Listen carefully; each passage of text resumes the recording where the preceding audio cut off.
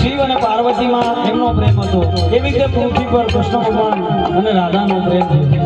આજે ભરતભાઈને ગૌરીબેન ખૂબ જ યાદ કરે છે.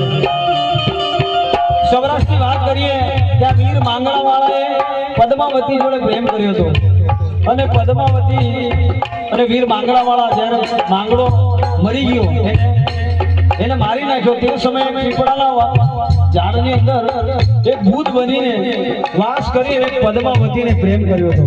આજે એવી દશા આ પરિવારમાં થઈ. ગૌરીબેન આજે એમને યાદ કરે છે અને ભરતભર એમને યાદ કરે છે ગૌરીબેન. ત્યારે